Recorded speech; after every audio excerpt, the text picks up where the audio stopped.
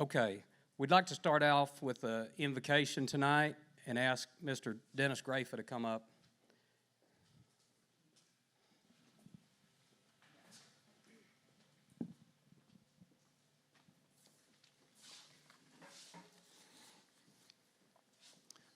Good afternoon, and I also want to thank you guys for being here today. Your presence certainly confirms how you feel about your land and how you want your land to be treated. As you know, anything that's worth having takes dedication, work, and perseverance, and I believe you guys have that character. We're in for a battle, a real battle. And I'm glad you guys are on our team, so thank you for being here. Also, there are 3 ladies that I want to give a special blessing for. And it's Shelley McAfee, Carolyn Quillen, and Sandra Pfeiffer. These ladies work tirelessly for the Alliance. Man, and they do all the heavy lifting, because if it wasn't for them, we wouldn't be here this afternoon. And I just want them to know how much I appreciate their effort.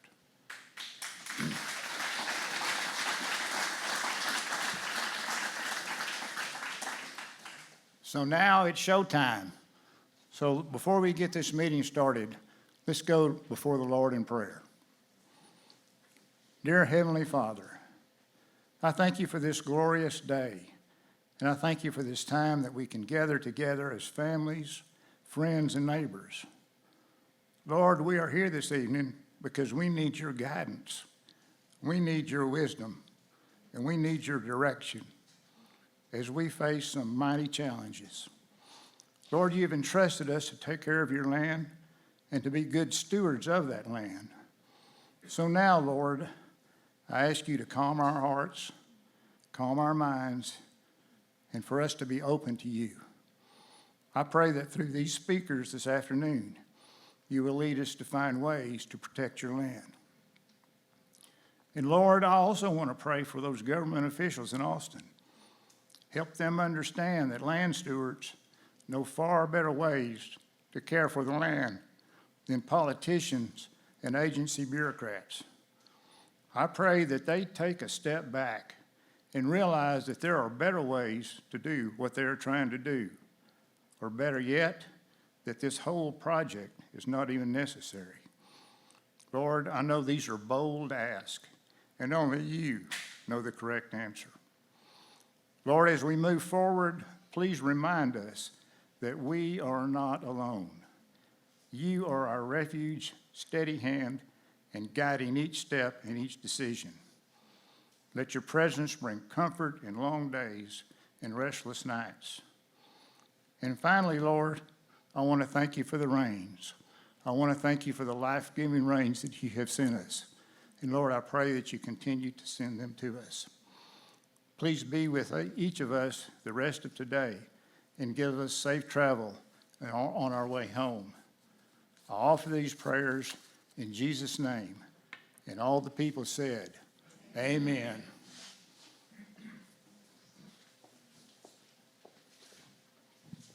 All right, thank you, Dennis. And Shelley gave me a list of instructions, and I failed to read the first one, which was my name. I'm Kevin Kennedy, so if you want to read my bio, now you know who I am. But I come from Burnett County, and I'm awful proud to be here tonight. So as we get into the presentation, we're gonna talk about why we're here, what brings us here, and this transmission line that they want to bring through our country. But the real reason we're here is what Mr. Grafa just said, and it's the hard work of the Edwards Plateau Alliance. And without them, we wouldn't be here tonight. Y'all wouldn't have the opportunity to ask questions and talk to your neighbors as easily as we can tonight. And they're a great organization that's been around several years, and their mission is to try to protect this area from, I'm going to say from the city, because we're in the country, and we don't need the city out here with us. The city can stay in the city. And the transmission The transmission line is a big example of that. It's just flying over us. In theory, it's not supposed to do anything for us. But it's going to bring in all the things that we don't want. And the Edwards Plateau Alliance is working hard to give everybody a voice. So I recommend you go to their website, you find their contact us, you fill in your information, you participate, you support them, and you get active in trying to keep this country like it is. Well, golly, I had a slide for the daggum elected officials. This was really a good slide. So I like Ace Reed, so this had politics and taking down a power line in it. So here's our big disclaimer. Y'all can read the fine print, but if you hadn't figured out by the way I talk yet, I'm not a lawyer, and none of us are. And so we're not giving y'all legal advice. We're not telling you, hey, go jump off that cliff. What we're going to tell you is as much as we know about what's coming and what you can do to try to stop it. And if you're feeling froggy and want to jump off that cliff, we'll help you, but you're going to have to make that decision on your own. Okay, so now why are we here? Really, it's just to inform and inspire y'all. By the end of this thing, there's probably people in here that know more than we do, and there may be people in here that don't know too much at all. But we're going to try to kind of tell you where we are, and we're going to try to get you excited about your ability to do things, to inspire you to exercise your rights. So there was a packet up at the desk, front desk. I hope y'all all got that. It's got a lot of great information in it. It tells you how to fill out a protest comment, intervener forms, all kinds of stuff that just gives you some information. So if you didn't get one of those, get it, hang on to it, use it as a reference. It'll be helpful to you. So now a little bit about how we got here. Now, this thing started before this House Bill 5066, but it's the thing that really got it kicked off. So in the 88th legislature that met in 2023, they passed a House bill almost unanimously. I think it was 31-0 on the senators and 130-3 or something like that in the House of Representatives. So it was almost unanimously passed. And it called for a reliability plan in the Permian Basin. And this particular line is a result of the recommendations of that plan. One of the, I think, really egregious things it did is it changed the rules on how ERCOT accounted for the future load demand. Previously, they were required that anyone that was coming in that needed a lot of electricity, like a data center or a big manufacturing facility or any big load demand where we need a lot of electricity, they had to put in an application and do a study and sign a contract and put up money and do all these things, and all that had to be in place before they counted it in their studies because they wanted to know it was coming. And that's how ERCOT had done their studies up until 2023. In 2023, the legislature instructed ERCOT to just ask the transmission companies. Just ask them. Let them give you a letter. Well, what happened was the original load demand was here, or the prior, boom, it jumped way up. And that gave them the impetus to say, oh, we have this big problem that we need to solve, and we're going to solve it with transmission.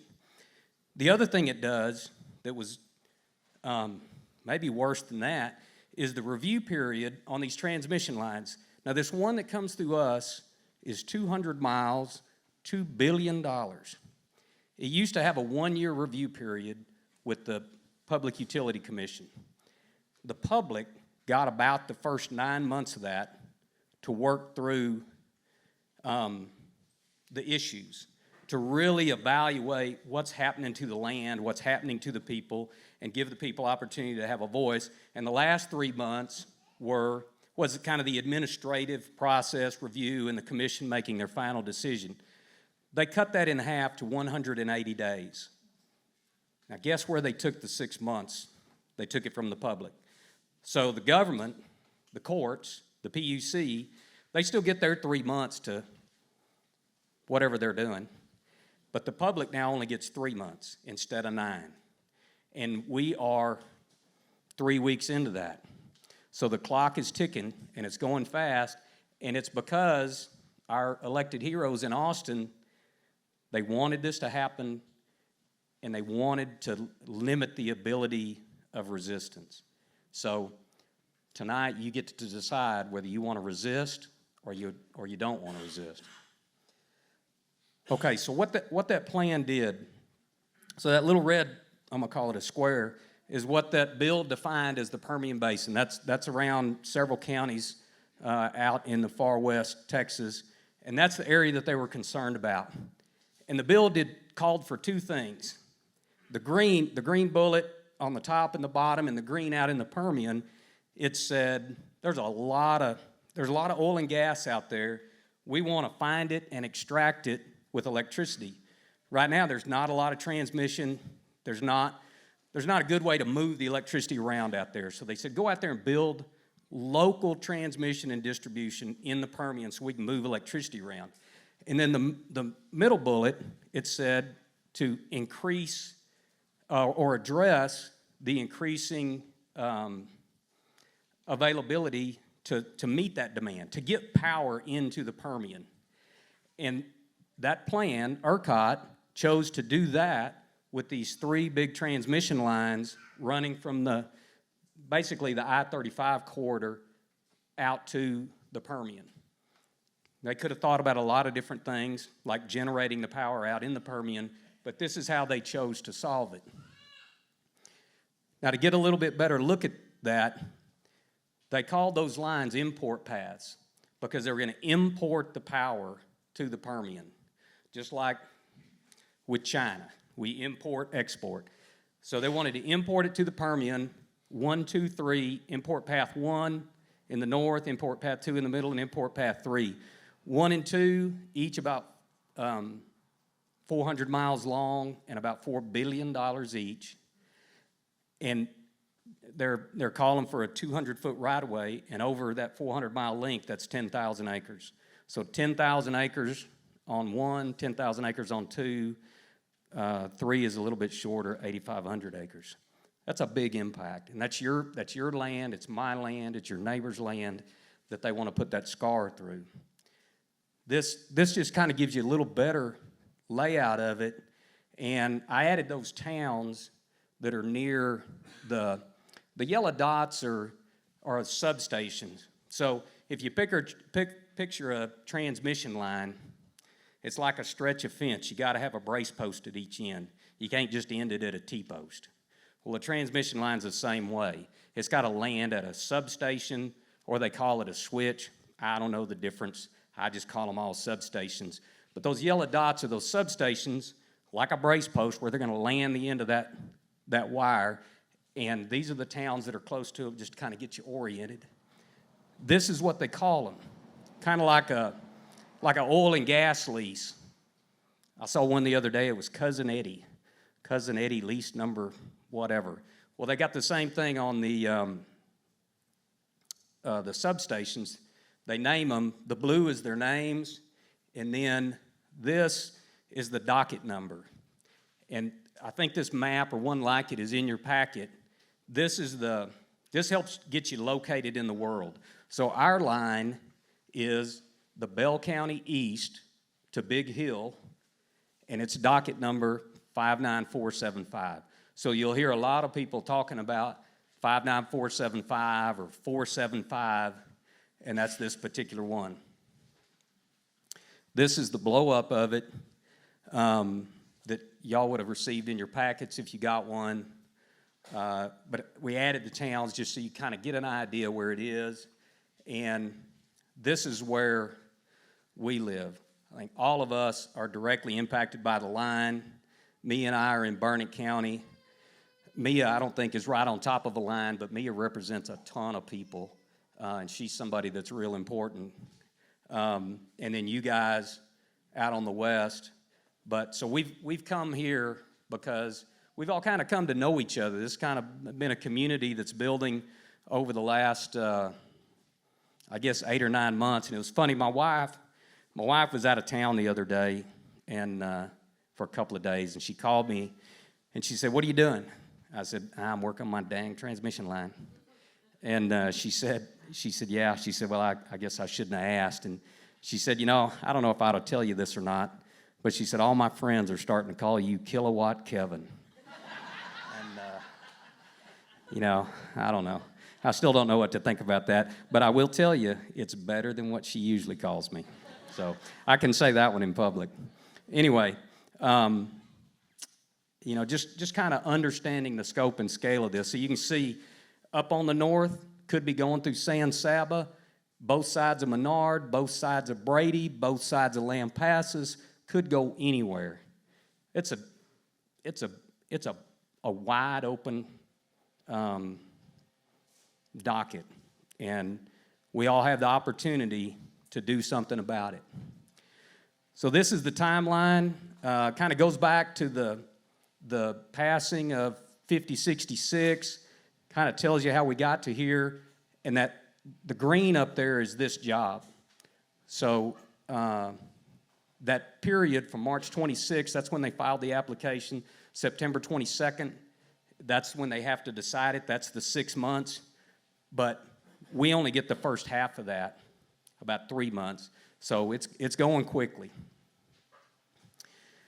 And really what all that comes down to is the time is now. If you're going to act, we have to act now. If you want to be an intervener, and an intervener means that you have standing. And that's a term that I've heard a lot over the last several years about you got to have standing in a case to be able to speak your mind. So if you have standing, then you're a legal participant, a party to the case. Mia's going to talk a lot about that in a minute. But if you're going to be an intervener, which means if you're going to be able to go in there and say, "No, I disagree with this," and to be able to say that forcefully, it's April 27th. And not long after that, you got to do your testimony, and not long after that, we're going to have the hearing. So it moves fast. So what do you need to do? Or what can you do? One, you need to educate yourself, just like tonight. Figure this stuff out. At a minimum, write letters to your elected officials and tell them what you think and why you think it. And you'll find form letters, and those are great, but you can also just write a letter yourself in your own words, and I think that carries a lot of weight. But if we can get 2,000 form letters and we only get 500 personalized, we want both. One thing to help yourself is to tell Encore something that they don't know. Everything that they've done from a computer on a desk in Dallas. If they've been out here, it's just to drive through. They hadn't been out on your place. They don't know things. A lot of people have pioneer grave sites, springs, anything, whatever if somebody comes and visits your ranch and you have something on it, some feature that you think is cool, that you like to show people, come look at this. Tell them about that. Well, help is here. We're gonna help you work your way through this. These are two websites you need to write down. The bottom one, the Edwards Plateau Alliance, that'll get you to their website, ton of information. And then Mia, who's going to speak in a minute, hers, Stop This Line. Ton of information if you want to do this work yourself. But you got to put up a fight. You got to do something, because this is basically just the start. This is gonna provide the backbone for data centers and more wind and solar and battery facilities and all kinds of things that they're gonna change this area and how you see it and how it develops. So I'm gonna say there's three basic things you can do. One, just sit back, do nothing, and hope for the best. Kind of be apathetic. That's easy enough. The other is take action to try to protect yourself and maybe protect your neighbors that are close by. That's that saying something that's unique about my property, and it's why you need to avoid it. And then the third one is, if you want to get beyond that, go out and try to knock the whole thing down. And that's where I am now. And I'm just a clodhopper from Mahomet, Texas, but I think I can land a punch on those guys. And I'm going to try. I'm going to try my mightiest to do that. And there's other people that are working on finding those special things about my line. So I got neighbors and friends doing that, and I'm going to just go out and see what I can do. But it's not as difficult as you think it may be. The last thing you want to do is say, oh, somebody really needs to do something about this. We used to have a rule in my office that if anybody complained about anything, that was actually them volunteering to address that. So if you say a peep, you're on it. If you don't want to do it, be quiet about it. So this is the same way. Yeah, and you need to figure it out tonight because it's going so fast. You have to decide tonight, and you need to make a commitment. And there's a ton of ways to do this, and we're going to talk about it. You can try it by yourself. There's really not a lot of risk in that. You can stick your toe in the water and pull it back out. Or you can say, give me a ticket to the dance, but then decide not to dance. You can go stand in the corner and not dance. Or you can go to the dance and try to steal somebody's girlfriend. And you can get a lawyer to help you do it. If you know that lawyer,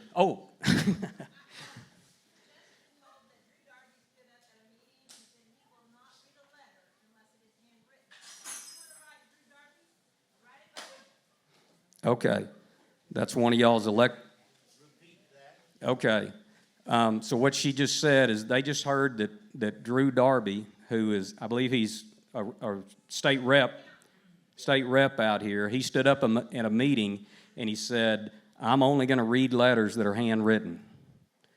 So that's your elected official for you. I read a lot of stuff that's not, as a matter of fact, I don't know when the last time I read something handwritten was, other than, well, I can't even show you. That joke failed. Shelley's instructions to me. But you got to make that commitment. And you can get legal help. You can do it without them. You can get legal help later. But figure it out tonight and then commit. Say, I'm going to do it. And whatever you decide, say, I'm going to do it, and then do it. Okay. This is really the crux of it. We can't let the camel get his nose under the tent, because as soon as he does, the whole dadgum camel's inside the tent. And you see that pretty sunset. Do you want that? Or I don't know if you can see that, but that's 3 power lines. Which do you want? You want that or that? That or that? Or maybe this. Okay. See, and I could have done that with that back and forth. Or this. This is really what's coming. So those orange ones, those three running west to east, or actually east to west, that's these import paths tonight. That's all that's approved right now. The other, what they call the eastern backbone, they're in the Gulf Coast and going up East Texas, up towards Texarkana. Those additional lines across the top going up into the Panhandle, that's all what they're asking for. Those are all 765s. I think that's like 60,000 acres. Mia says probably. It's a ton of money. It's somewhere between $30 and $80 billion. It's crazy. And it's based on, to a large degree, the guys that build these lines saying, this is what you need to build. It's even printed up there, 60,000 acres.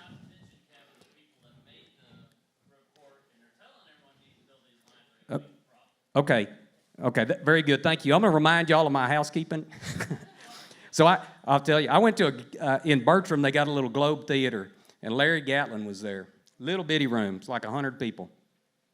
My wife bought us a table down front. Well, we were late, and we came in, and Larry Gatlin is sitting on the stage. He stops the show, and he harasses me all the way down to the table. And I make the mistake of saying, do you want to know why we're late? And he looks at me and he said, sir, they came here to hear me, not you. So anyway, you'll get your shot in a minute. Anyway, Okay, so that's me. So we're going to hear Justin Paxton. He ranches around here. He's going to tell you a little bit about his experience. You bet. Still very good. Tim, point at me when you want me to click it. I'm not very good at timing, so you. Oh, thank y'all. I guess I'm the, if I can do it, anybody can do it guy, is why they've got me standing up here. Like I said, my name's Justin Paxton. I grew up in El Dorado. My family ranches in northwest Slacker County. I live in southeastern Erie County, and I've got leased land kind of scattered all around. And back in June of last year, we went to a meeting in Big Lake over these power lines, and at that point I realized that 4 of the proposed routes ran across land I either lived on, leased, or owned. And I went home and got to talking to my parents and my brother and sister about our home place, and told them what was going on. And I talked to some of the landowners of the country I lease and the ranch I live on, and told them what was going on. And of course, the people that I lease from don't live on the ranches or even in Erie County, so they didn't really want to do anything about it. My family, on the other hand, said, well, what do we need to do? And I said, well, I think we need to get a lawyer. And so I contacted our family attorney, and he said, this is not my deal. He said, I don't know how to handle the administrative courts. And so he recommended an attorney out of Austin, and I called them, and she said, yeah, she said, that'd be great. We handle this kind of stuff all the time. He said, I'm gonna need a $5,000 retainer fee, and I think we're $850 an hour. And she said, I'll work for you as long as you want me to. And I thought, I bet you will. And so I went back to my family and my mom and brother and sister, and they said, no, we can't afford that. We're just not gonna get off into that. So I know everybody's kind of against these data centers, but with the help of AI, I got to researching on how to intervene in this deal, and I'm on the 59182 line, which that hearings and all it's over, and they're waiting on the judges to make their decisions. But anyway, the first thing I did was just filed a protest letter, and thought, well, I've done my part. And a friend of mine who's on that same deal, he said, hey, Justin, he said, I liked your protest letter. He said, you need to file a testimony letter to intervene. And I said, well, I don't have any idea how to do that, and I'm not a lawyer. I mean, I graduated from El Dorado, but that's the extent of my education, other than, I've been ranching for 30 years. So anyway, I got some assistance and filed a simple little letter to intervene, and I filed one for my parents, and my brother and sister filed them all at the same time. And it's a pretty simple little deal, and next thing you know, I'm on the docket, and I file a couple of rebuttal testimonies using my AI and this and that, and a friend of mine calls me back, and he says, hey, Justin, you got chose to be an intervener. And I said, what? And he said, yeah. He said, look it up, and I did, and my name was on there, but they had kicked my mom, my brother, and sister off for some reason, and I still hadn't figured out that. But so I made it as an intervener, which they said, well, that gets you a seat at the table. And I said, what table is that? I don't know where we're going here. And the next thing you know, I'm called to testify during the hearings. And so I called my mom, and I said, I don't know, Mom. I said, I've gotten into something way over my head here. I said, I'm stepping in the ring with some big boys. And she said, well, see if you can find an attorney. And so luckily, my cousin, who's on the same line, she had already had an attorney working on this. And so I called her, and she said, yeah, I'd love to have you. So jump in with us. and so we worked with an attorney out of Angelo and one out of Austin through our attorney in Angelo, and so I got to go to the hearings and sit through that, and I got cross-examined, and I got to kind of say my spiel on that, and so I felt like I kind of did my part. But one of the things that I learned through all this, and that's what I want to express to y'all, is that it's simple to do, and you don't have to have an attorney to get you in there.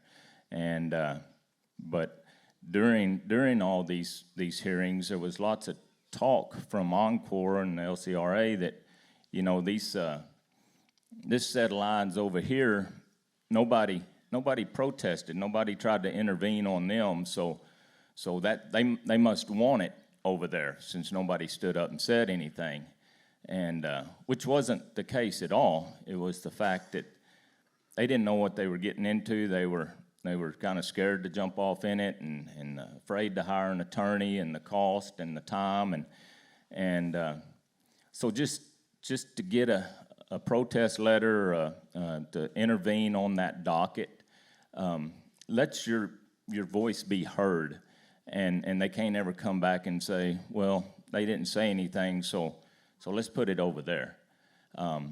So that's kind of my big deal looking back. Is I had a lot of neighbors that we approached in the beginning of all this, and and they're the same way. We don't have any big oil and gas wells or whatever coming in. I mean, we just ranch, so it was real hard to kind of look to spending $20,000, $30,000, $40,000 or more on a fight that you're not sure you're going to win. But if you don't fight, if you don't get your name in there, one of these days you'll look back and say, I wished I had. And since getting to be an intervener, all my neighbors are, yeah, go on, cheering me on, and glad you did it. And the whole time I'm thinking, I sure wished you'd have jumped in there with me. But one of my big deals on this and sitting through the hearings is the fact of how it kind of pits neighbors against neighbors, this whole deal. And and I don't, if y'all aren't seeing it yet, you will at some point. And to me, that defeats the whole purpose of us coming together. You've got to try to figure out how to fight together to shut these deals down, because otherwise it turns into my land's better than your land. Put it over there. We don't want it here, and you still got to shake those people's hands at the feed store and run into them at the cafe or whatever it is. So I just encourage y'all to step into the fight, and like I said, you don't have to do it with an attorney. This is my simple little testimony, and it did say, it kind of needs to be in a legal format. This is just part of it, the docket number, and it needs to be in a question-answer type deal. And all through the hearings, all the testimonies were this format, and I'm assuming some of the ones they kicked out didn't meet their criteria, so to speak. But if you do get in on that docket, I would advise keeping it handy on your phone so that you can look at it every day or every other day and see what's happening and see if anybody's, kind of disagreeing with you, or the ALJs, the judges are setting schedules and timelines, and I learned that most of the attorneys quit around 5 o'clock, so if you check those dockets about 4:30, 4:45, pretty much anything and everything's going to be said that day will be turned in about that time. But I guess that's about all I have to say on that. All right. Thank you, Justin.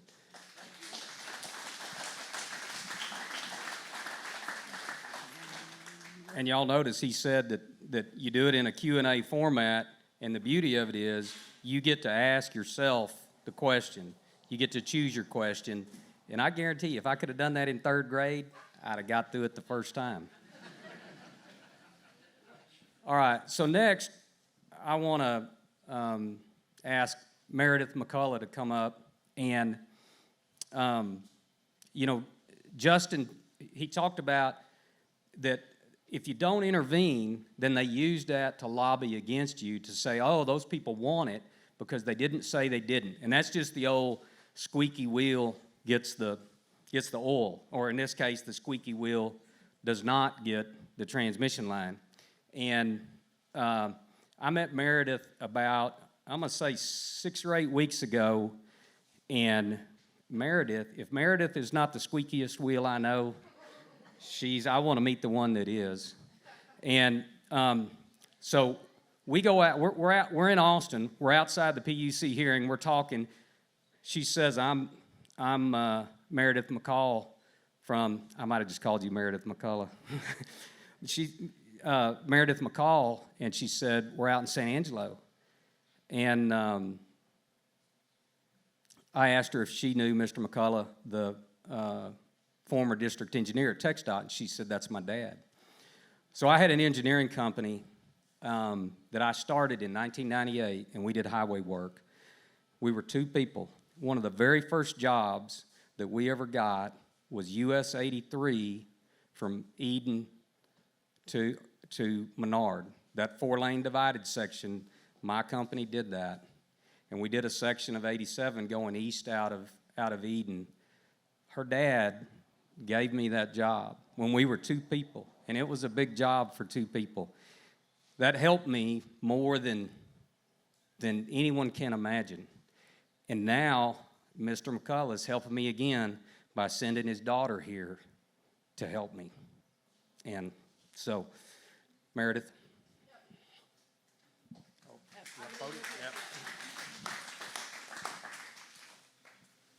Thanks, Kevin. I love hearing stories about my dad, and I'm going to tell a story about my dad for tonight. This picture here, I think it describes how our family feels this last year. Anyone that's been on a horse in mid-buck knows what it feels like to pray for the ground. And our family sure is praying for the ground. So in early June 2025, my dad just returned home from the hospital to our ranch in Erie County. He was at Shannon Medical Center. Later that week, Wednesday, June 4th, he received his envelope in a plain little envelope, no urgency stamped on it or anything, and he opened it up. It looked like junk mail. And that's where we had the announcement for the public meeting at Big Lake. And our property was going to be impacted on the Big Hill to Sand Lake project. The meetings were scheduled a mere 3 business days later, Monday, June 9th through Wednesday, June 11th. And included in the packet was our ticket for the public meeting. Do y'all remember that? Friday, June 6th of that same week, it was clear that my dad needed to return to the hospital. But he was still determined to go to that public meeting on June 9th because he wanted to understand what was happening at the ranch. So after many hard conversations, my brothers and I made a deal with him that we would attend the public meeting for him if he would go to the hospital at Baylor in Dallas. And so Saturday, June 7th, we picked up Mom and Dad halfway to Dallas. And I remember how sick my dad looked in that car. And we drove him to downtown Baylor in Dallas, got him settled in at that hospital, and then turned around and went back to that meeting that next day. Had my dad stayed for that meeting, he would not be with us today. So my brothers and I are all civil engineers. And at that public meeting there in Big Lake, we were astounded by how far along this project had progressed without public input. We were even more concerned because the applicants had little clue about the actual need for the project and the engineering details behind it. So we were frustrated but determined, and we realized that we needed to keep our focus on our dad while he was in the hospital, and that we needed some help. And that's when we immediately hired an attorney. So my dad was in the hospital for another month and a half at downtown Baylor, followed by another month and a half of rehab in Dallas.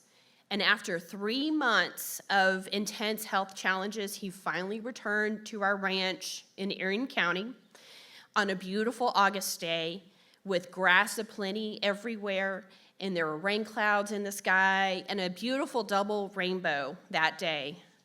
And I took pictures because it was such a beautiful day. I took pictures, and those pictures were included in my direct testimony on the docket. But I wonder, how many more days do we have to look at the beautiful West Texas sky? I hope our days are not limited. So fast forward to January 15th, when our docket officially opened, and that's when we learned our property was on the best met route, and it was filed by Encore and LCRA. We intervened before we got our packet only because our attorneys were watching the docket for us. The deadline to intervene was February 16th, 1 month. It goes fast, guys. But we waited, and we waited, and we waited. And very few people came forward to intervene. No one was coming to the table. And we had assumed that other landowners knew about the project. But halfway to the deadline, we realized something that nobody knew, and nobody was coming to the table. So we went to work. We called our neighbors. We posted flyers in the post office, and we were shocked by how many people did not know or had been badly misinformed about the PUC process. Some believed that we should just wait and see to see what the commissioners decided, and we had to work hard to correct that misunderstanding. We tried, and I tell you all this because out of the 1,000 property owners on this docket for the Big Hill to Sand Lake, we had 35 interveners total. That's it. We tried to sound the alarm, but the speed of the 180-day process outran our ability to mobilize. Don't be like our CCN docket, okay? This may feel like a David and Goliath fight, and maybe you feel like it's not worth the effort, but I'm here to tell you that it is, okay? Because these transmission mains will open up corridors for other transmission mains, other pipelines, data centers, and each one of those will be chipping away at your property, and it's not worth a 50% or more reduction in your property value and the permanent loss of control of your property, okay? So there are weaknesses in this application. I sat through 3 days of SOA hearings. The applicants nor the commissioners have ever built a 765 kVA line. The engineering team lacks experience with this infrastructure of this scale, and this raises safety concerns, especially for counties like ours that have oil and gas infrastructure all throughout the area. The need for this project has been misrepresented and twisted, and it makes no sense to claim that this line is necessary to deliver power to the most energy-rich region of our state. When it comes time to prepare for your direct testimony, it is critical to call out a couple of things, okay? Number one, the inadequacy of your notice. Did you get a notice? If and when you got it. Document. Also, it is important to note in that testimony, who told you about this process? Was it the PUC and Encore, or was it the wonderful volunteers here in this room, okay? How this project disrupts your land and your livelihood, that's very important to bring out in your testimony. And the true lack of need for this project. 10 years ago, we had the CREZ lines come through here, taking energy from the windmills and the solar farms to the population centers. Now, we're taking electricity from the population centers back to West Texas. Okay, does that make sense? And then lastly, you need to talk about the safety risks, especially if you have a pipeline that crosses your property. Do not assume that your neighbors know about this project. Call them and talk to them. And again, like Justin and everyone else has said, this process is set up to turn neighbor against neighbor. But now that we know that, we can do better, okay? So every one of us has the right to protect our property first, okay? Remember that. Then your neighbor's property second. Then keep it out of your county. And then ultimately tear the thing down out of the state, okay? In that order. Now, I know every single one of you has a story to tell, and you have a situation in your life that's going on right now, like our family situation. You have a history of your property, and how you provide food and fiber to our great state and our country. And so let's be sure that we tell the PUC these things so that they hear it. And now with that, I'm going to turn it over back to Kevin and Mia, who's going to come in here and tell you exactly how to do that. All right. Thank you. Thank you, Meredith.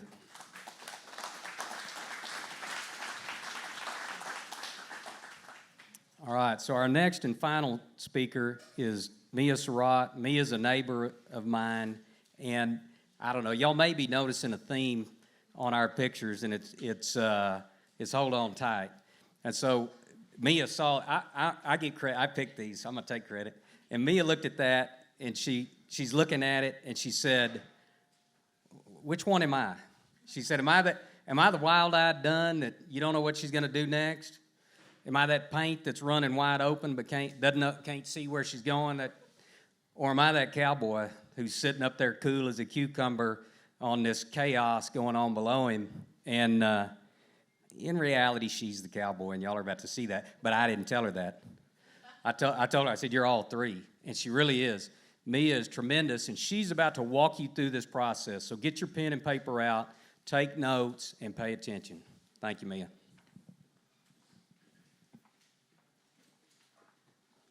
Hi. Again, my name's Mia Surratt. Thank you, Kilowatt Kevin. I like that. I live in Burnett, so I'm gonna have to bring that around Burnett. So I'll let the county judge and all our commissioners know. I just wanted to talk about a couple things real quick before I get started. One is, this was mentioned earlier, but I just really want to hone in on this. The amount of misinformation that you guys will hear on these Facebook groups and anywhere that there's a collection of people is astounding. Okay, if you guys get involved with this, please find a reputable site to follow. So the PUC site is a little clunky, it's a little hard to navigate, but it has a lot of good information.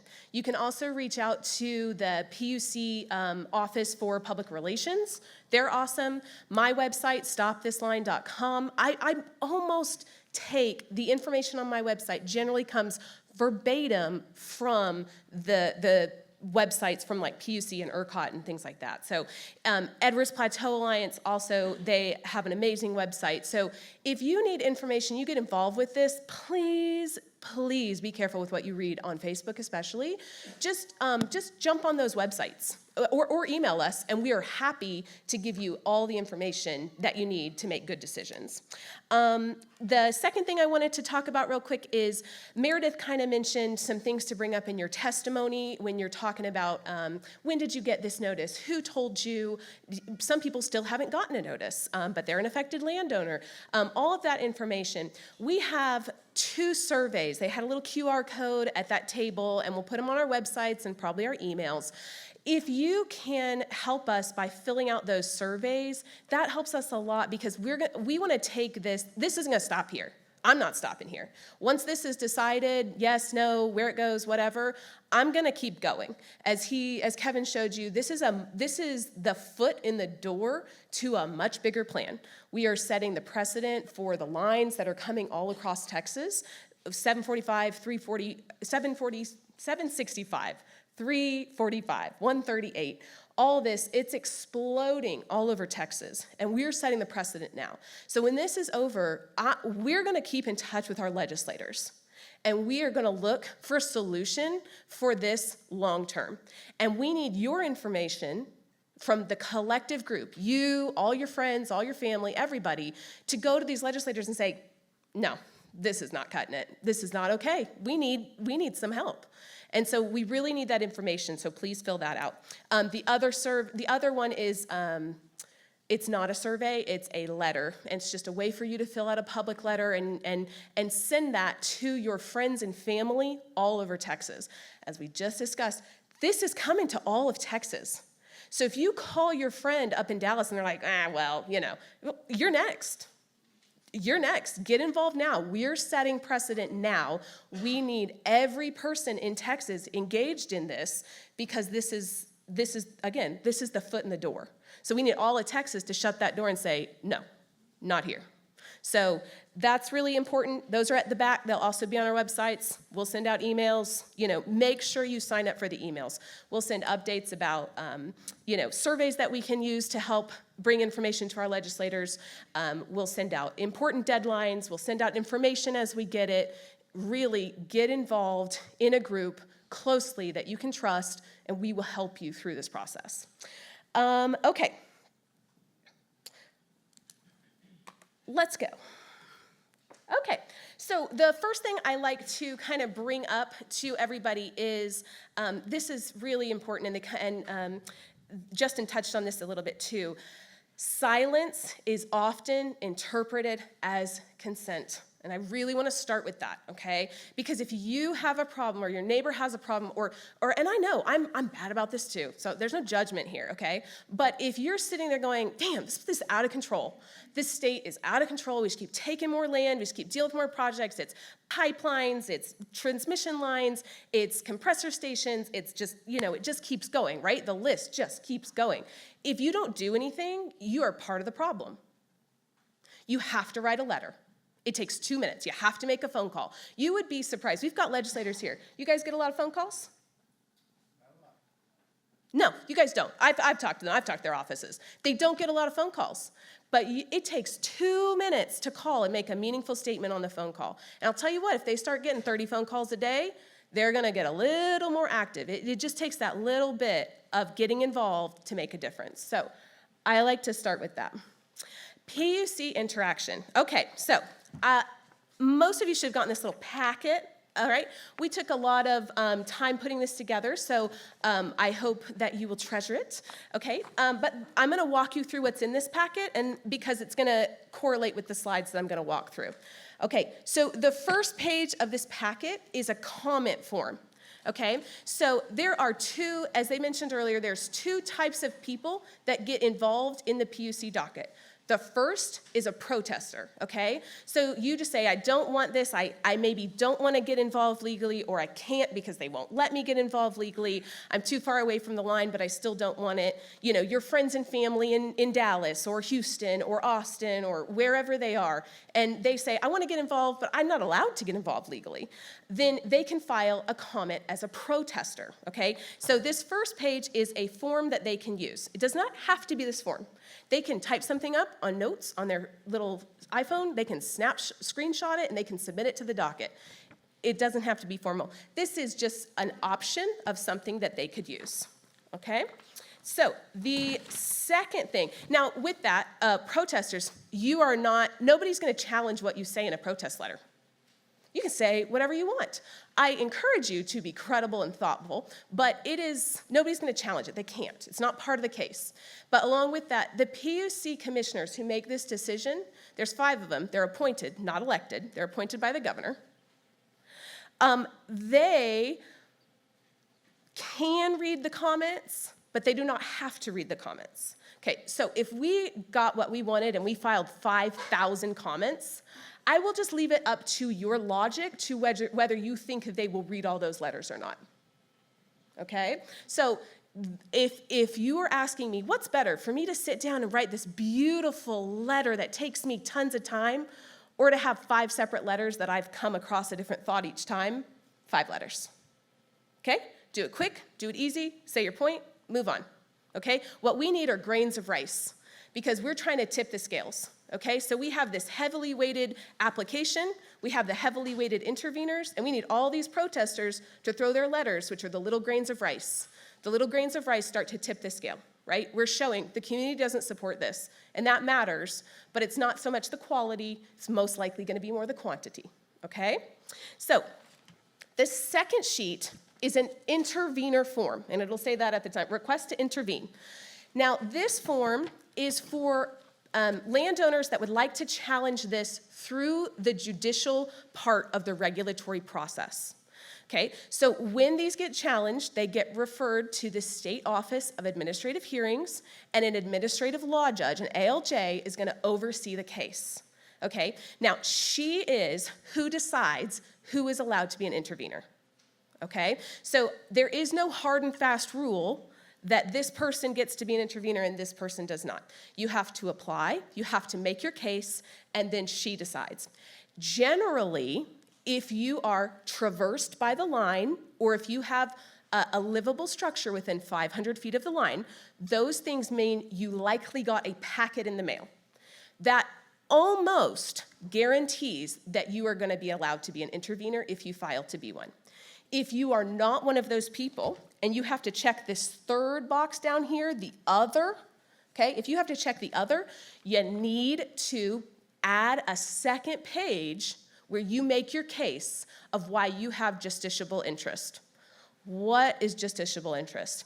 How you are affected more than the average citizen. Okay? So you have to tell them, I am affected because I'm 700 feet from the line, and this is really going to affect my property value. And I'm concerned because of XYZ, or whatever your reasoning is. If you are not traversed by the line and you don't have property within 500 feet of the line, you're going to need to make that case. Okay? So just know that. If you submit this form, you do not get like an approval email. What they do is they're going to load a letter to the docket, and they're going to have a list of names that have intervener status. Now, if you apply to intervene and you don't get approved on there, you're going to contact them and you're going to say, why didn't I get approved? Sometimes it can be as simple as they couldn't find your name, it's listed under an LLC, your property's under an LLC, you put your name, something like that. So it can be something really simple like that. So if you think that you have good interest to be part of this case and they do not approve you, do not drop it. Keep going, okay? You just, again, this is part of our responsibility as citizens holding the regulatory process to what they're required to do, okay? So we have to say, no, go check. I'm supposed to be an intervener. Okay, so don't think that that's the end of the line, by the way. So if you fill this out, by the way, if you fill it out tonight, I'm going to walk you through how to do it, and you can do it tonight while we're here. Or I'll at least walk you through it, that way you're more comfortable when you go home to do it, okay? So that's the second page. The third page, okay, so this is from my group. I founded the Hill Country Land and Legacy Alliance, okay? Now, I put together this handy-dandy little page, and it's gonna say, filing in the docket, PUC control number 59475. Okay, I always call it the docket control number because we always say docket number, but then when you go to the PUC website, it always asks for the control number. So that's, the docket number is the control number, so I write it out like that. Now, I have a reminder of what's an intervener, what's a protester, and then I have very detailed instructions on how to submit it. And if you scan this QR code, okay, if you scan that, it'll take you right to the site where you get started. I don't mess around and send you to like a home page and then you have to navigate. You start here, you click begin, you load your stuff. It's really easy. So this page is everything, okay? And we've got this on, I have it on my website, Shelley has it on her website too, okay?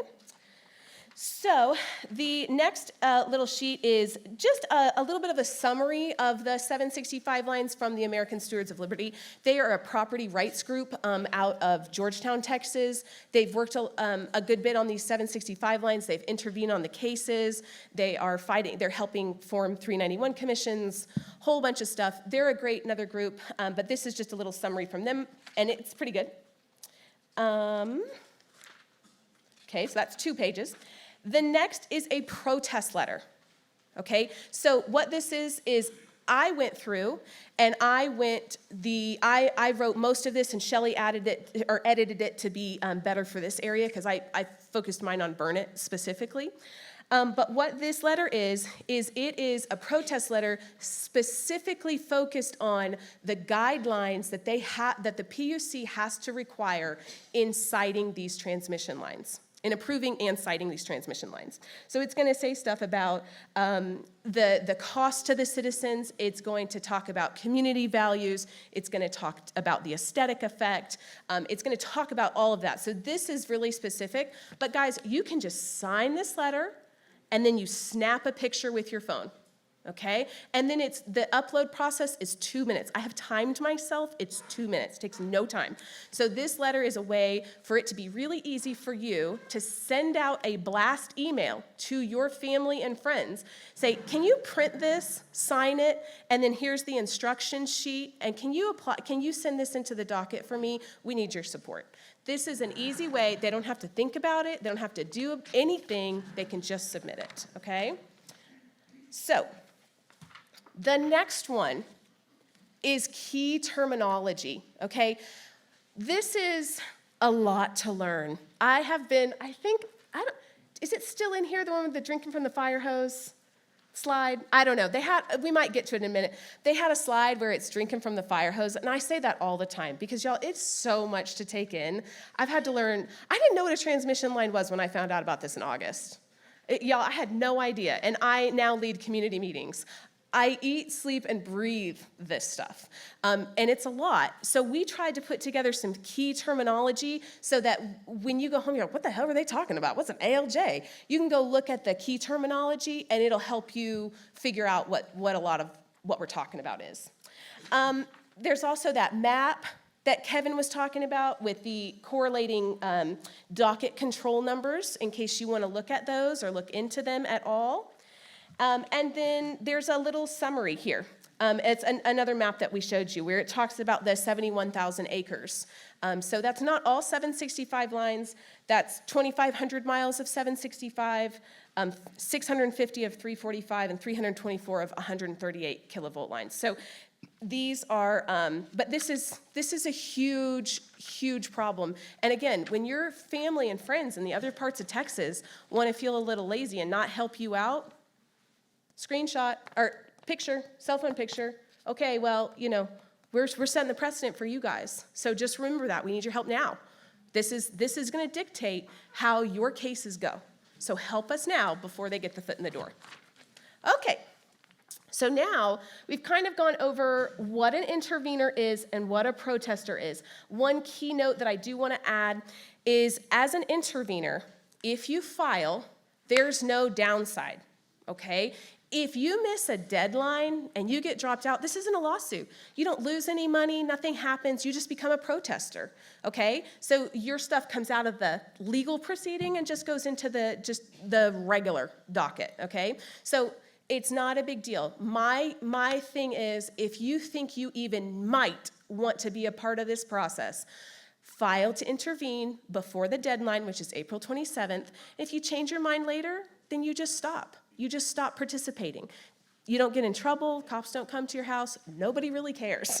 I mean, we care because we want more help, but nobody's upset, okay? So you don't get in trouble, not a big deal. So if you think you might, go ahead and do it. Last thing also, groups can intervene, okay? So, different groups have talked about American Stewards of Liberty, as I mentioned, they intervene. So they intervene on behalf of landowner members in their group.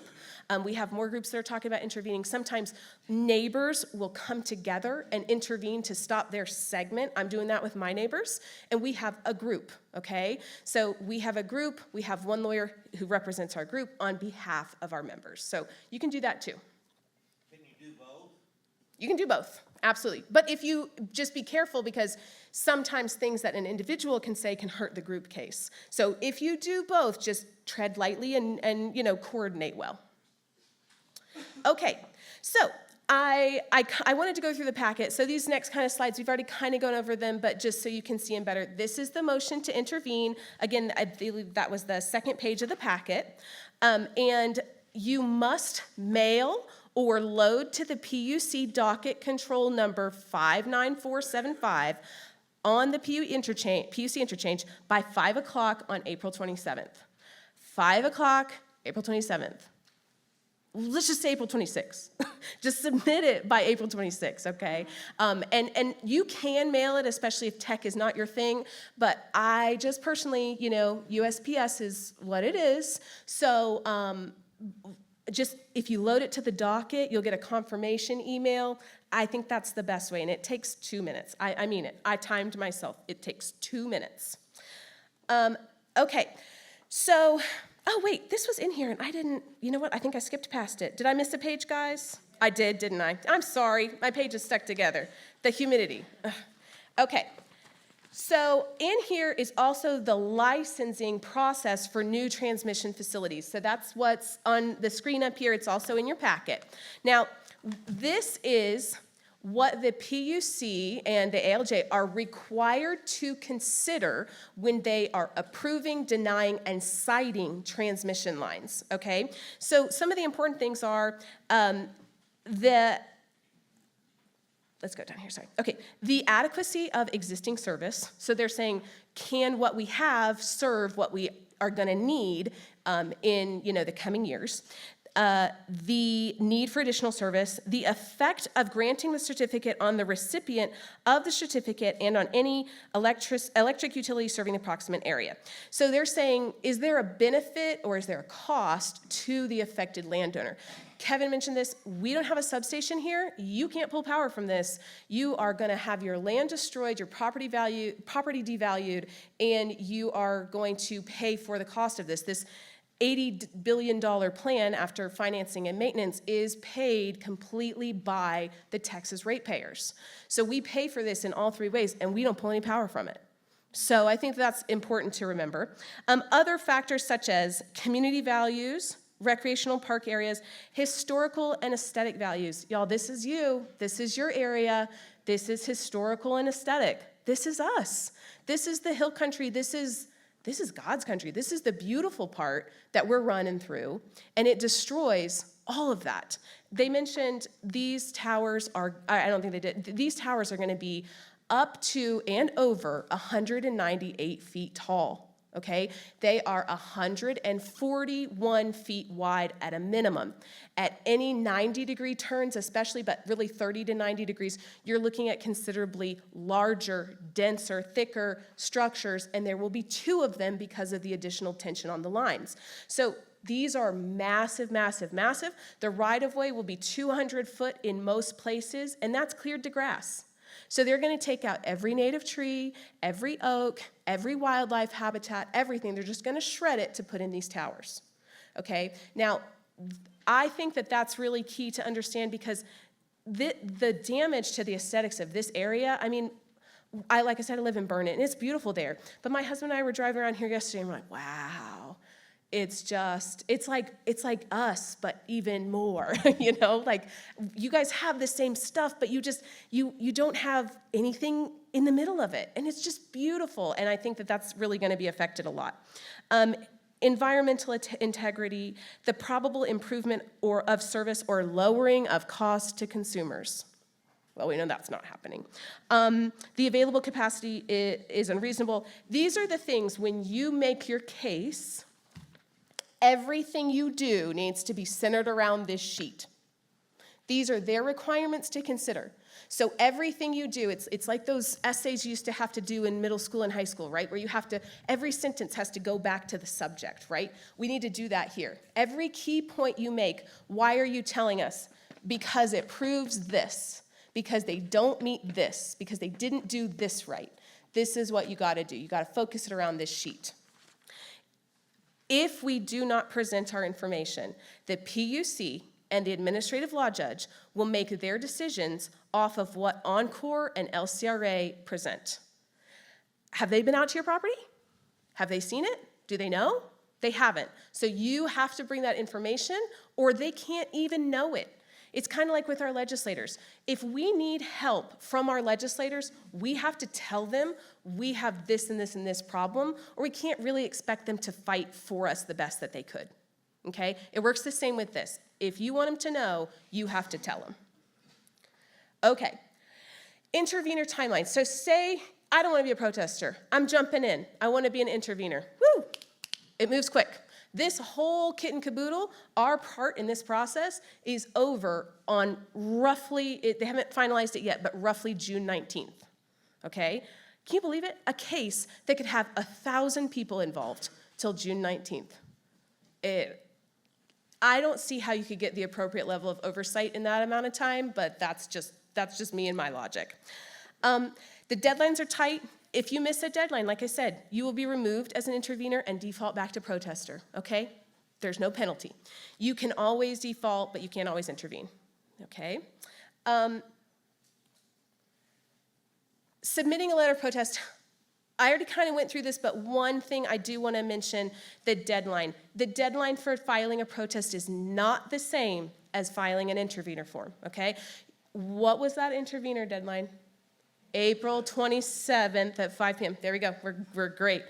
The deadline for this is just when the docket closes, which will be when the ALJ goes to make her review. They'll likely close it then, I think. So you're looking at sometime around June. So really, as long as protesters can participate past the intervener deadline. So that gets a little mixed up, so I just want to make sure you know. If you focus on getting your intervener form, and then if you want to talk to your friends and family about protesting later after that, that's fine. Get this important key stuff done, and then you can talk to them later and get their information. And you can submit as many as you want. Okay. Oh, there it is. You can't really see it that well, but it's a guy holding a fire hose, or not a fire hose, just a hose, and it's like blowing around on his face. That's how it feels with some of this.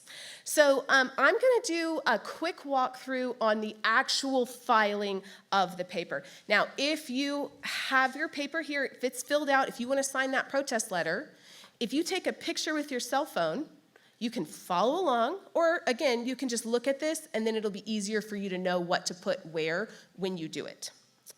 So I shall begin. Okay, so when you scan that little QR code on the paper, it's going to take you to this website, okay? And this is the interchange filer, okay? If you go to this regular PUC website, it's a little hard to find this. You'd go to the interchange, and then you'd go to the filer. But if you scan that QR code or go to the address I've listed, or the link on my website or Shelley's, then it'll take you directly to this site. Okay, so when you get to this site, you're going to check this box. And I confirm that I have read and understand the disclosure, and that any information I file in the interchange will be viewable to the public unless it's redacted or eligible to be filed as confidentially, and I file it as such. Most things are not confidential, so most things won't qualify for that. Okay, so you're going to check that box and then begin. Now, it'll take you to this next page. And it's going to ask you, again, see how it doesn't list the docket number, it lists the control number. So that is the same thing as the docket number, which is 59475, okay? So you're going to put that here, where this red arrow is. You do not click new control number, and you likely do not need to hit confidential, okay? And then you're going to hit next. So it's going to take you to a contact information page. If you start collecting these letters and you want to submit them on behalf of someone else or yourself, the contact information page is best to be the person who wrote the letter, okay? Because what this contact information page, if the PUC has an issue with the letter, like it didn't upload right or they have some kind of issue with it, this is the person they're going to contact. So that's just a heads up. But you could put it, if it's your cousin and you say, I don't care, contact me, I've got the letter, I'll send it to you again. So you put a name, address, city, state, zip code, phone number, email address. None of this is public, okay? So what you fill in here is just for the PUC. It does not show up on your filing. And then you'll hit next. Now it's going to take you to the filing info. Now this is the part that really mixes people up the most, okay? When you get to this, the filing party name is your name. It's going to be whomever is on that document. So if my name's Mia and I submit a letter for my husband, Michael, the filing party is going to be Michael Surratt, okay? If I file a letter and I wrote the letter, then the filing name is going to be Mia Surratt, okay?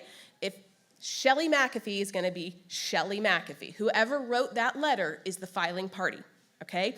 Now, the filing type, this gets a little funky too. If you are an intervener, it is filed under pleadings, okay? So if you have, and this is all of this is on that instruction page, okay? So as long as you have that page, all of this is written there.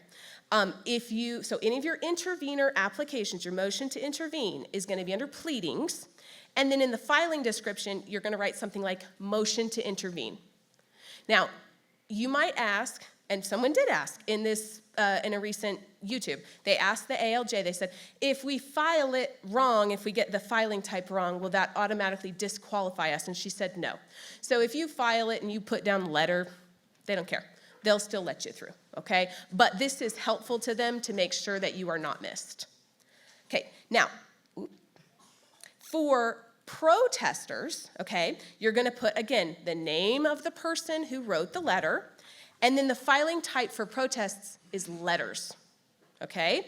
And then, in the description, you're gonna write something to the effect of letter of protest, or letter of protest from Burnett County, or letter of protest from Mia Surratt, or letter, whatever. Just, appropriately convey what you're wanting to say. Okay, then you click next, and it's gonna take you to the document upload. You can do this on your phone. So if you go to document upload on your phone, it's just gonna pop up, like when you go to the add files, it's gonna pop up, you wanna pull it from your picture library? You're gonna say, yep. And then you can just snap a picture with your phone and upload it really easily right there. So once you add that file, super easy, and then you go to next. Okay, don't make it overcomplicated. It's great if you have a scanner. You don't need one. You can just take a picture. It's the same thing. Almost done. Now this is important. It's gonna say, can you check all your information, make sure it's right? Now the key things to check are gonna be this control number. Make sure you're putting it in the right docket. What I typically do is this little description right here. I just read it real quick and I look, blah, blah, blah, burn it. Yep, that's me. Okay, just make sure my county's listed, okay? That'll generally do you pretty good. Okay, so you're gonna verify that all of your information is correct. And then at the bottom, you're gonna hit this little thing. I'm not a robot, okay? Sometimes they make you do a puzzle. And then you'll click submit. Okay? At that point, you're just gonna get your confirmation email, and it's really smooth. So 2 things that I wanna point out before we go to questions is, or 3, maybe 4, sorry. Okay, so you can set, if you become an intervener, it is your responsibility to watch the docket. They said, like Justin goes in, you can check about, between 5 and 6 every day, and that's generally when they stop coming in. You can also go onto the PUC interchange website, create a profile, and get the email alerts every time something's filed to the docket. That's super helpful. It comes right to your email and you don't miss anything. That way, if the administrative law judge or Encore LCRA puts something out, you're gonna get it to your email and you're not gonna miss it. Another thing, Sandra, yeah, no, she just reminded me.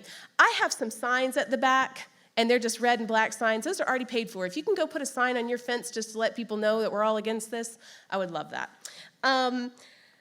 So the testimony to file, or the deadline to file a testimony, they haven't set this in stone yet, but it is looking like that's gonna be May 13th. Okay, so if you intervene, go ahead and start working on your testimony now. Shelley and I both on our websites will have sample testimony forms. So it's in the correct format, it has all the information that you need, and you're gonna go in there and have sample questions to get you started. You can add to it, you can take away from it, you can do whatever, but it's a good place to get started. Someone that was involved in another docket was really helpful and created that. So if you're doing this without a lawyer and you need a place to get started, that is a great place to start. And it looks like the in-person hearings will be June 8th. Now, if you intervene, it's important to understand, you could, like Justin was, be called to be cross-examined. One important thing to understand, though, is some of these cases have a lot of interveners. There is one that has like over 1,000, okay, which is where we're hoping to get. Now, I just want you to use your logic. They are doing 4 days of in-person cross-examinations, okay?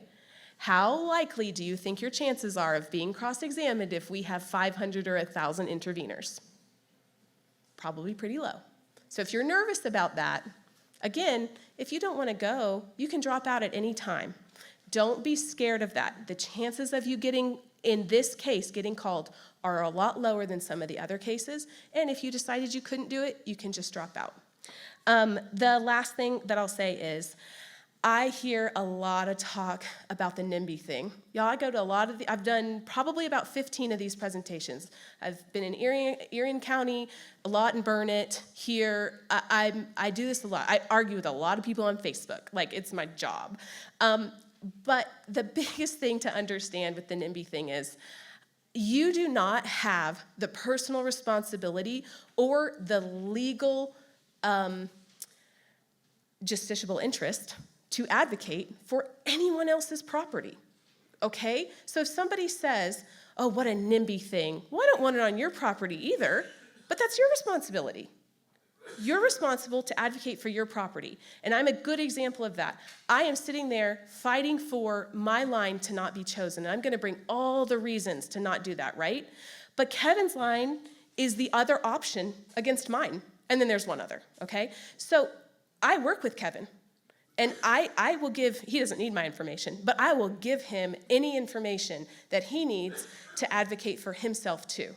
So please understand, there is a great way for you to advocate for yourself. And if somebody says, oh, that's such a NIMBY thing, not in my backyard, that's such a NIMBY thing, my personal responsibility and my legal ability to advocate against this ends at my property line. And somebody else has got to stand up with me and do it for theirs.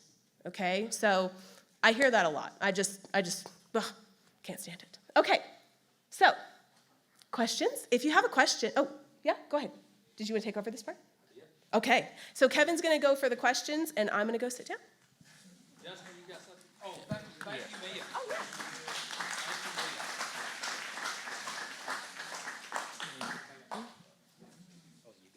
yeah. Yeah, I should have brought some notes with me so I wouldn't have forgot what I was going to say earlier. But one important thing that I learned through the hearings was when you file your testimony letter, and if you get called to be cross-examined or called as a witness, you can only speak. They'll sit you down in front of the lawyers. I did mine via Zoom, so I was on big TV. But you can only have your testimony in front of you, and they can only ask you questions concerning the testimony that you've written. And you can't really add to it, or they'll ask you, in the beginning, is there anything you want to change or amend on your testimony? But so one important thing is when you do, or if you do write a testimony letter, think about it really hard and get everything in there that you might want to say about your land or your reasoning or whatever it is, because once it's in,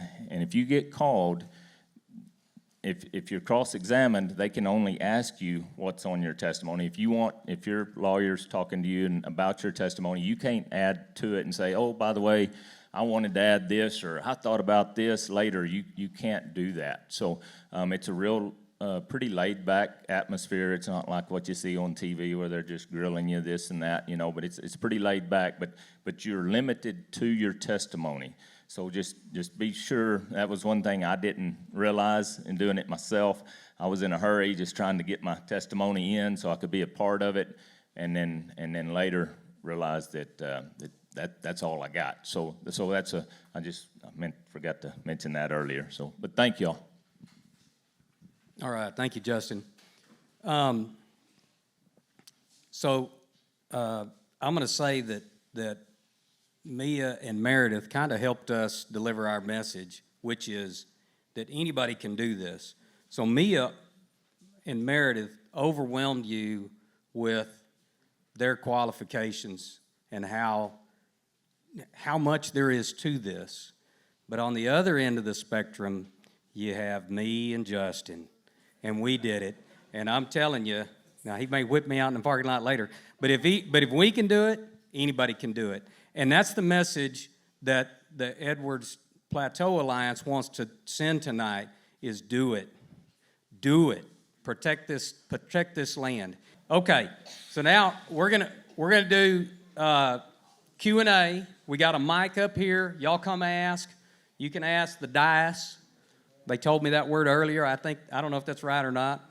And then we got a room over there. If somebody wants to go work on this, then Mia can help you walk through it. And like she said, you can upload one tonight on your phone. But anyway, does anyone have any questions? Come, if you don't mind, come on up to the mic. And tell us your name and maybe what county you live in. Yeah, Mark Bradbury. I live in Concho County, so just right across the border here. A couple things you mentioned that you could file as a group, an intervener as a group. Have you found that better, worse than individual interveners? I don't think it's necessarily better or worse. There are benefits to doing it different ways. So one benefit with filing individually is it's going to be completely focused on you. You have your control over how you present it. The benefit to filing as a group is, obviously if you hire an attorney, then the cost gets spread. Sure. But then also, your neighbors often will think of things that you will not think of. So I think that coordination helps. And a lot of people are nervous to go at it by themselves. So if you link together with your neighbors, it kind of encourages them to come along the journey with you. So I don't think in the PUC aspect that there's necessarily seen as a benefit one to the other. But I think that there might be practical benefits to doing it as a group. If you can, I think it's a great option, personally. Okay, So- great. Let me just add. So I think one advantage to that is there's a lack of resources in all aspects to this, but the legal community is one of them. There's just not a lot of lawyers out there. So on our particular line, our line was, now I can't even remember, it was like 35 miles long. Our segment, the link through us, 35, which in Burnett County, that's a long one. And we had about 150 property owners on that line. And we got together. There was probably about 50 of us that were engaged working together. We couldn't find a lawyer. Every lawyer that had any kind of experience in this at all was booked up. One of the persons on our route had got out in front of it and hired a lawyer for themselves. And so we were able to use that lawyer because they didn't have a conflict. So if you want legal representation and you can't find one yourself, then maybe that's a good way to get represented. And then, as Mia said, also to help defer the cost. So you got 10 people or 20 people or 30 people. In our case, about 40 paying for a lawyer. And now, one wrinkle is, and somebody asked about this earlier. So I signed up as that group, but we signed a letter agreement and said this is the objective of this group. And that's what the lawyer was going to do. And then somebody, maybe Mia said it, we were all bound to that. And so I got to the point where I thought, you know what? I think our line's under control. I don't need to focus on it. I want to go out on my own. So I actually removed myself from that group so that I was free to go do what I wanted to do. I still coordinate with them, just like she advised. And I help them, I work with them, and I don't do anything at cross purposes with them. But I can go out and pursue other things that they're not going to pursue, that all the other people in the group didn't agree to pay for. So I'm not running up somebody else's bill. Sure. Anyway. On, say, like 8 or 9 requests for information or something like that. Yeah.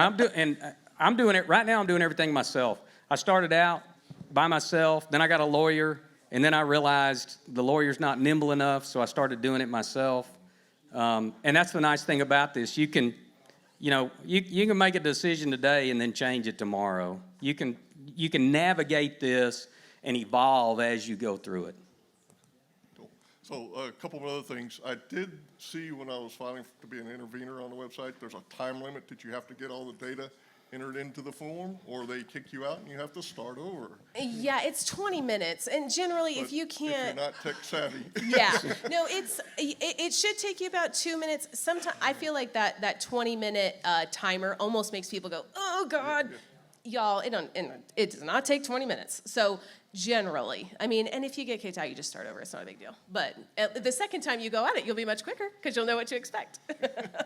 Yeah, the main thing is have your ducks in a row first. Yeah, have your document saved and ready to enter. Because if you type in your information and then just load the document, if you try to start it and then go type your document and come back, you're going to get kicked out and have to start over. But if you have your document ready to go, then it, like I said, just takes like 2 minutes. Okay, great. Yeah. I'm also willing to talk to any other yeah. Concho Valley or Concho County folks that are here, if anybody here. Yeah, I work up, Kevin and I have talked, and I work a lot with my county commissioners and my county judge, and man, I'm on them like white on rice. So if you, they know my name.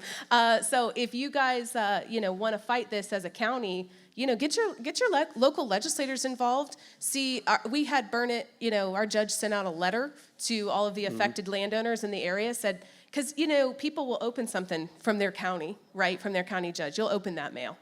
So, if you, I highly suggest, working together as a county. I love that. Yeah.